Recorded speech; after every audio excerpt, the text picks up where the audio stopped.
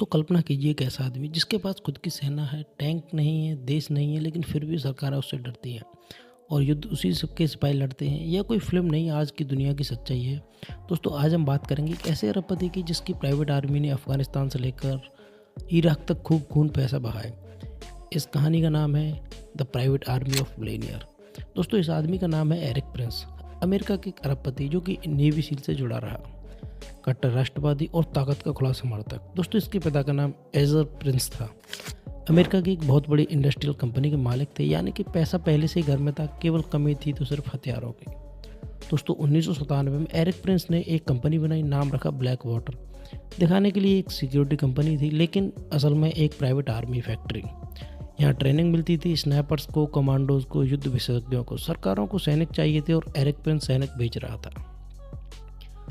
11 सितंबर 2001 को अमेरिका पर हमला हुआ और यहीं से ब्लैक वाटर की किस्मत बदल गई। अमेरिका ने अचानक इराक पर हमला किया, अफगानिस्तान पर हमला किया, लेकिन समस्या थी कि अमेरिका के पास पर्याप्त सैनिक नहीं थे। तो सरकार ने क्या किया, युद्ध को आउटसोर्स कर दिया और ठेका मिला एरिक प्रिंस को। अब अमेरिकी सेना नहीं, ब्लैक वाटर के सैनिक थे। कॉन्वॉय सुरक्षा, वीआईपी प्रोटेक्शन, CIA मिशन और गुप्त हत्या, यहाँ तक कि सब कुछ एरिक प्रिंस के कर्मचारी ही करने लगे। 2003 से 2007 तक ब्लैक वाटर को $2 बिलियन से ज़्यादा का कॉन्ट्रैक्ट मिला, यानी कि युद्ध अब बिजनेस बन चुका था।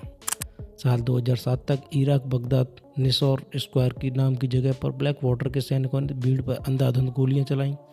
मरने वाले सिर्फ आतंकवादी नहीं बल्कि आम नागरिक और महिला बच्चे भी थे। कुल यहाँ पर 17 लोग मारे गए। दुनिया हिल गई, लेकिन सवाल यही था, क्या प्राइवेट सेना पर कोई कानून काम करता है? इराक की सरकार कुछ नहीं कर पाई क्योंकि ब्लैक वाटर सैनिक अमेरिका के थे और यहाँ अमेरिका का कानून चलता था। और इराक के बाहर कानून, इसे कहते हैं लीगल इम्यूनिटी, यानी कि मारो और पकड़े भी न जाओ। इस हत्याकांड के बाद ब्लैक वाटर दुनिया पर दबाव बना रहा था। कंपनी का नाम बदल गया, पहले एक्स सर्विस से फिर अकेडमी, लेकिन सेना वही, काम वही, सिर्फ कपड़े बदल गए। रिपोर्ट्स के अनुसार ब्लैक वाटर ने सिर्फ सुरक्षा नहीं दी बल्कि CIA की गुप्त हत्याएं भी की। ईरान, अफगानिस्तान, पाकिस्तान, हर जगह ऑपरेशन का शक रहा क्योंकि कोई मजबूत सबूत नहीं था। कागज़ पर सिर्फ यह एक कंपनी थी, सेना नहीं। 2015 के बाद एरिक प्रिंस ने चीन के साथ मिलकर अफ्रीकी देशों के लिए नई प्राइवेट मिलिट्री कंपनी बनाई, जहां हीरे, सोना, तेल और कमज़ोर सरकारें हैं। प्राइवेट सेना, खनिजों की रक्षा और व्यापार पर दबदबा। क्यों सरकार ऐसा करती हैं? सबसे पहले दोस्तों, सैनिक मरे तो राजनीति नहीं बनती, संसद में जवाब नहीं देना पड़ता, युद्ध सस्ता लगता है और जिम्मेदारी कोई नहीं लेता, यानी काम गंदा, हाथ साफ। आज दुनिया की प्राइवेट मिलिट्री इंडस्ट्री की वैल्यू 250 बिलियन से ज़्यादा है। शीर्ष कंपनियां दोस्तों, अमेरिका की अकेडमी, USA की वैगनर ग्रुप, रसिया का एक प्राइवेट कंपनी आर्मी ग्रुप है, G4S, ये दोस्तों UK का ग्रुप है। यह पूरी दुनिया का शैडो आर्मी नेटवर्क है।